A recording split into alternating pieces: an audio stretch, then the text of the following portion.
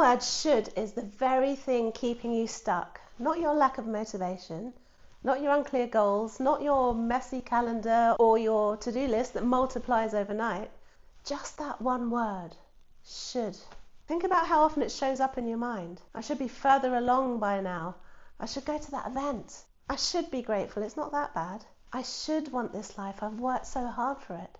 And each time it sounds practical, reasonable, even wise. But underneath it there's tension, constriction, a subtle pressure to contort yourself into someone you never chose to be. So in this video we're going to unpack what should is really doing to your clarity, your energy and your sense of self. And I'll give you one question that's helped so many of my clients stop spiraling in indecision and finally take action that actually feels like theirs. So if you've ever found yourself ticking all the boxes and still feeling out of sync with your own life, stay with me. This one's for you. Let me ask you, when you say I should, whose voice is it really? Is it yours, or is it the echo of your mother's expectations, your teacher's approval, your boss's standards, or society's ever-changing list of what makes a woman worthy? For most of us, should is inherited. It's rarely a desire that we arrived at on our own. It's a value we absorbed to stay safe, to feel accepted, to belong. It sounds like free will, but it's often programming. Here's what I mean. The moment you think I should, your subconscious doesn't access the facts. It runs the entire backlog of your experiences. It sorts through all of the conditioning, all of the beliefs you don't consciously choose, the consequences you learn to avoid, and it spits out an answer based on that filtered reality, not on what you actually want now, not on what matters to you today. And a client once told me, it's like I'm on autopilot, but I don't even know who programmed the route. That's the impact of living in should. Let's be clear though, it's not about never doing things you don't want to do, because life is full of obligations, responsibilities, work, family, commitments, where what you should do is valid and necessary. But the issue is when that becomes your entire operating system.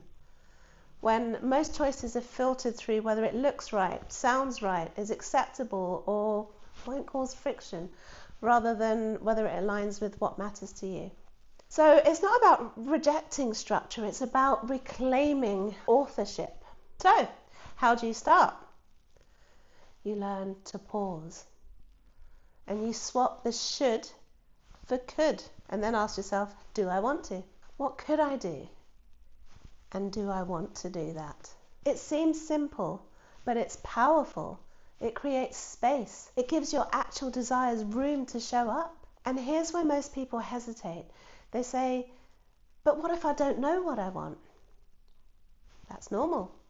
When you've spent years, sometimes decades, making decisions from a conditioned place, your true wants can go quiet. But they're not gone. They're just buried under the noise. And this is where embodiment helps. So instead of thinking your way into clarity, I keep saying this, instead of thinking your way into clarity, feel your way. Ask the question and then listen to your body, observe your body. Do you tense up? Do you breathe shallowly? Do you feel open or closed, pulled forward or stuck?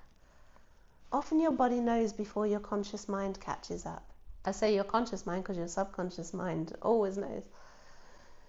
And this is how you start coming home to yourself, living from want rather than should. And that isn't indulgent, it's responsible, because when you act from alignment, you show up better for yourself and for others. You're clearer, you're calmer, you're more resourced, and you stop leaking energy into things that don't fully fulfill you. And of course, not everything can be a full body yes, that's life. But when you anchor into what feels true for you, even the hard parts have purpose. You clean the kitchen because you value a tidy workspace, not because you should. You honour a commitment because you care, not because you're afraid of looking flaky. The task doesn't always change, but the reason you're doing it does. And that shift alters the entire way your nervous system responds to it. Because when you act from obligation, your system tightens, it braces. You might push through, but there's resistance and you're using energy to override yourself. But when you act from alignment, when you've shifted your mindset, the task is the same, but your system relaxes. Your cooperating with yourself, not forcing.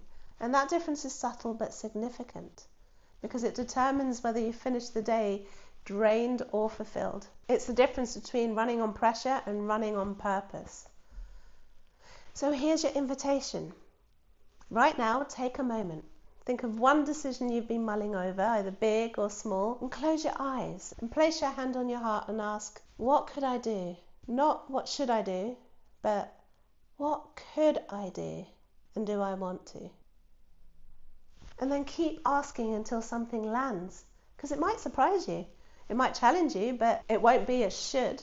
This is how you build emotional sovereignty, not by waiting until it's convenient or easy, but by checking in with yourself consistently and learning to trust what you hear. If you want to go deeper with this work, if you're tired of living in the lands of shoulds and ready to return to your real self, this is exactly what we explore in the Purposeful Path.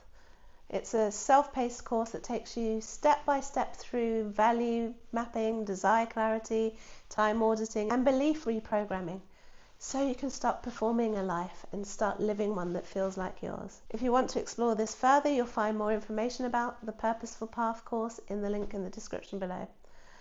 And if this video spoke to you, I'd really appreciate it if you gave it a like, subscribe to the channel, and hit the bell so you don't miss future videos. It helps more than you know, and it keeps this conversation going. And thank you for being here, and I'll see you in the next video.